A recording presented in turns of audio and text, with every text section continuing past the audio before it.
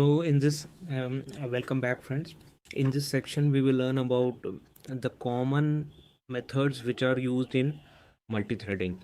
So these methods are wait, notify, notify all, and sleep.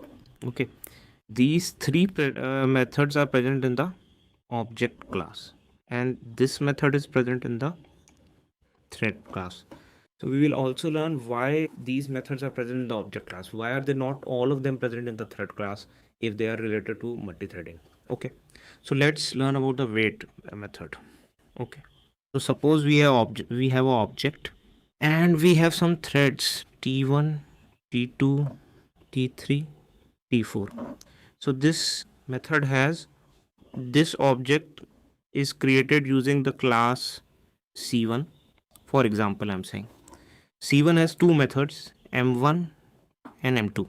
Okay, and both these M1 and M2 methods have synchronized keyword added to these methods, which means that only one thread will be able to execute any one of these methods at a time. Okay, because any of the threads T1, T2, T3, T4, when they want to execute this method, they will have to obtain a lock of this object, and only one thread can acquire a lock at a time. Okay, so suppose T1 has acquired the lock. Okay, and T1 is, suppose for example, executing this M1 method. Okay, so in M1 method, and all these threads are want to execute either M1 or M2, any of the method. So when they want to execute, which means they are waiting for a lock, because without lock they will not be able to execute these methods. So they are waiting for a lock. And suppose in M1 T1 has the lock, it is executing M1. We have mentioned a line in one of the lines, we have called the wait method.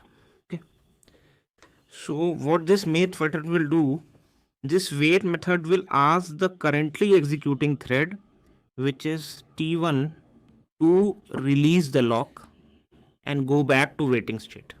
Okay, so it will go back to waiting state. Okay, now it has asked T1 to release the lock. Okay, now T1 has released the lock. Now this lock is not present.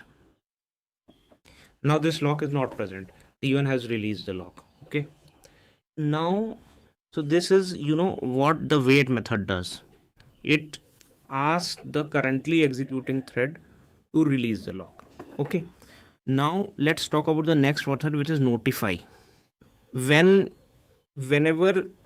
on this object, suppose this is object O. So whenever we will call o.notify, there were 4 threads waiting for the lock on this object. Okay, so randomly, basically it is not random, it is based on some priority. Okay, so it will, but for now you can understand that it is random. Okay, so what it will do is, this object will notify or inform any of these 4 threads that the lock that was acquired on me by the previous thread has been released. So you can come back and acquire the lock. Now you can acquire the lock. So it can choose to notify it to T3. It can choose to notify it to T4. It can choose to notify it to T2. It can choose to notify it to T1 again, although T1 was the one which has just released the lock. So a notification will be sent by this object to any of the threads which is waiting for the lock on that object. Please come and acquire the lock. Okay, so it can be T1, T2, T3, T4, anyone. It can be T1 also, which has just released the lock. It can only be notified again, come and acquire the lock. Okay, so to any one of these 4 threads, a notification will be sent.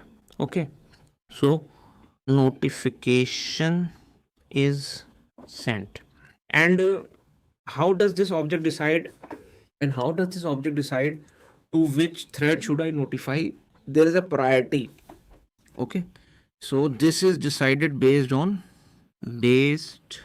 on priority.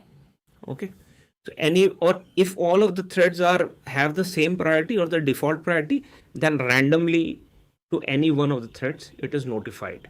Okay, so once a particular thread receives a notification, okay, lock is free, I can acquire, it goes and acquires the lock. Okay, now there is another method in the object class only, which is notify all. So what notify all does differently is, notify used to notify to any one of them, but notify all will notify to all of them. It will not check for any priority or anything.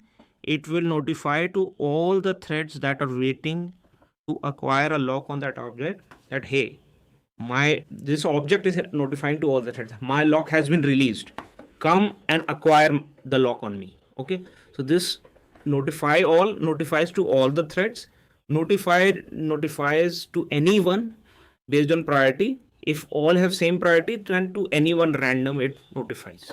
Okay, and once the threads receive the notification, they come, all of them come running towards the object, and which one is able to catch the lock first, that thread acquires the lock, and the other threads still remain in the waiting state.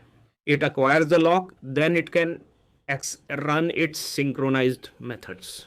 Okay, so this is the wait and notify all methods. So one important interview question that is asked is, why don't we keep all the multi-threading related methods like sleep, wait, notify, all of them in thread class? Why these three methods have been kept in object class? And the answer to this question is, because the object class can only know that which thread is currently holding the lock. It can only ask it to release the lock, and it can only know that how many threads are waiting all around me to acquire a lock on me. Okay, so for example, there is a beautiful girl that took admission in our college. So all the young boys are trying to be have a friendship with that girl.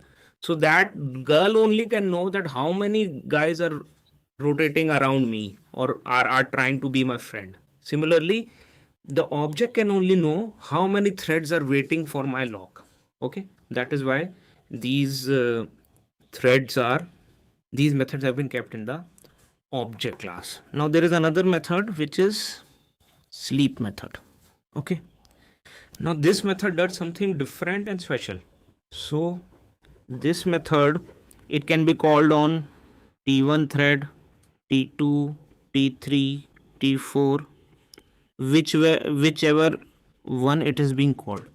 Now what it does, it pauses the thread without releasing the lock. Okay, it pauses the thread without releasing the lock, so other threads can still not acquire the lock. They will all still remain in waiting state, because this T1, if T1 has the lock, it is already executing any of the methods, it will not release the lock. It will simply pause its current execution, but it will not release the lock so that other threads can come and acquire the lock. Okay, so this is what this thread does. So this is what the sleep method does. Now there is an extension of this as well, where we can say t1 dot sleep, and we can pass 1000. So this will again do the same job, but for 1000 millisecond. So this will again do the same job, but it will only sleep for 1000 milliseconds. So basically the threads enter a timed waiting state. Okay, we already saw what are the thread states, so you can revisit this chapter if you have some confusion.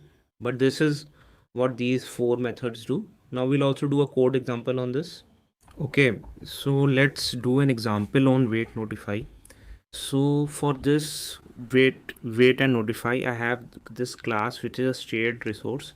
It has only one property to represent its state. We can have multiple properties. Here you are just taken one property.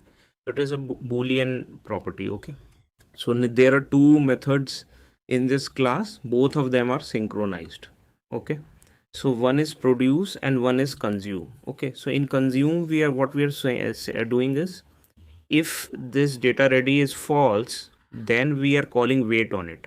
Okay, and then at a later point we are doing a sys out. Okay, and in produce, what we are doing is, we are setting this data ready to be true, and we are calling the notify method. Okay, in one of the methods we are calling wait, and in other method at the end we are calling notify. Okay, so I have created two threads on the same, and both are calling, one is calling consume, which is this method, and other is calling produce, which is this method. Okay, so both of them are calling these two methods, both of these threads are calling these two methods in a new thread. Okay, first I'm starting consume and then I'm starting produce. Okay, so let's debug this program. When I debug, you see consume is called and then produce is called. So consume is called first, it has went inside wait, it has went inside this wait, and then if we see, this sysout is not getting called. The next line in the execution is not at all being called. Since it has went into wait, it has released the lock on that object, and it has stopped the execution. Why it has stopped the execution? Because it is a synchronized method, and in order to continue execution you need the lock, and since you called wait, you have released the lock. So the other thread which was calling produce, which was this one, producer, that gets called, it is setting this property as true, and it is eventually calling notify. Okay, so what notify will do is, notify will notify the thread that was in waiting state, which was this one where we had consume. This was in waiting state, it notifies it to that one, and then it re-executes, and this time it is true, so it will be able to execute the last line.